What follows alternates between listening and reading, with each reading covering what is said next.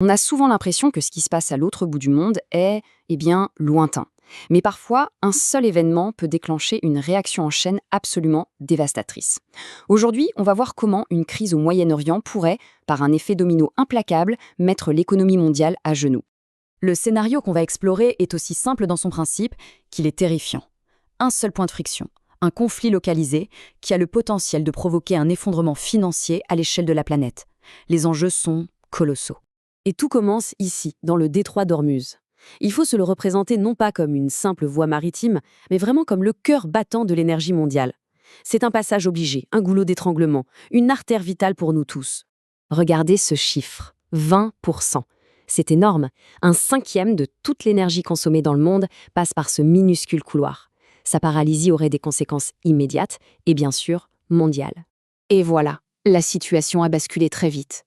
Ce n'est plus une menace, c'est une réalité. Le trafic est quasiment à l'arrêt et l'onde de choc se propage déjà à une vitesse folle sur les marchés de l'énergie. Le trafic maritime s'est littéralement effondré. On parle d'une chute de 90%. Même avec des promesses d'escorte militaire, le risque est juste trop grand. Les armateurs ne veulent pas jouer à la roulette russe avec leurs pétroliers. Et dans cette chaîne, le premier domino à tomber pourrait bien être le Japon. Pourquoi le Japon, spécifiquement ? Sa structure économique le rend incroyablement vulnérable à ce type de choc. La dépendance du Japon est frappante. Pour faire tourner sa gigantesque machine industrielle, le pays doit importer 90% de son énergie. C'est une dépendance quasi totale. Autant dire qu'il est en première ligne. Et comme si ça ne suffisait pas, plus de 95% de son pétrole vient du Moyen-Orient et transite, pour la majeure partie, par ce fameux détroit d'Ormuz. L'exposition du Japon est donc directe, massive et immédiate. Face à ça, les dirigeants à Tokyo se retrouvent coincés. Ils sont face à un choix impossible, un vrai dilemme où toutes les solutions sont mauvaises.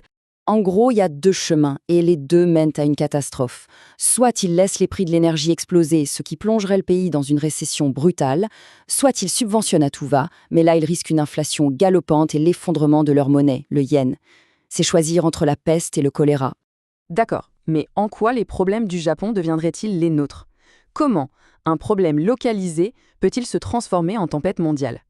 Il y a deux mécanismes de contagion principaux à comprendre. Et pour ça, il faut qu'on s'arrête un instant sur un concept financier qui peut paraître un peu barbare, mais qui est absolument crucial, le yen carry trade.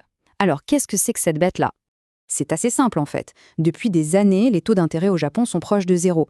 Des investisseurs du monde entier en profitent. Ils empruntent des quantités astronomiques de yens qui ne leur coûtent rien et ils placent cet argent dans des actifs beaucoup plus rentables, comme les actions américaines par exemple.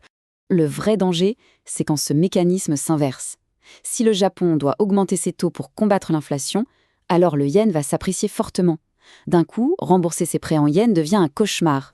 La seule solution pour ces investisseurs, vendre en panique leurs actifs partout dans le monde pour se couvrir.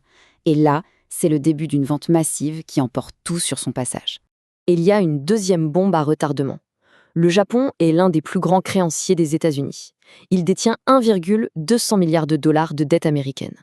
Si le Japon est en crise, il pourrait être forcé de vendre une partie de ce trésor pour se renflouer. Une telle vente ferait flamber les taux d'intérêt américains et mettrait l'économie des États-Unis à genoux. Et pour que la fête soit complète, un autre facteur vient jeter de l'huile sur le feu. Une guerre commerciale initiée par les États-Unis qui crée les conditions d'une tempête parfaite. De manière assez soudaine, Washington a décidé d'augmenter ses droits de douane, qui passent de 10 à 15%. Officiellement, c'est pour protéger l'industrie, mais en réalité, c'est une tentative un peu désespérée de remplir les caisses de l'État pour financer, entre autres, l'effort de guerre. Le problème, c'est que cette manœuvre est très risquée sur le plan juridique. Si les tribunaux invalident cette hausse, le Trésor américain pourrait devoir rembourser 130 milliards de dollars, une somme que le gouvernement, déjà sous pression, n'a tout simplement pas. Bon, maintenant, si on assemble toutes les pièces du puzzle, ce qu'on voit se dessiner, c'est une accumulation de menaces, toutes connectées les unes aux autres, qui poussent le système financier mondial dangereusement près du point de rupture. On a donc la tempête parfaite. D'un côté, un choc énergétique majeur. De l'autre, une crise financière au Japon, la troisième économie mondiale. Ajoutez à ça la contagion via les marchés financiers. Et pour finir, une guerre commerciale qui envenime tout. Chaque domino, en tombant, fait tomber le suivant. Et tout ça nous amène à une question finale, assez troublante. Notre économie mondiale, si fière de son interconnexion, n'est-elle pas, au final, conçue pour l'effondrement plutôt que pour la résilience? C'est une question qui, je pense, mérite qu'on s'y attarde.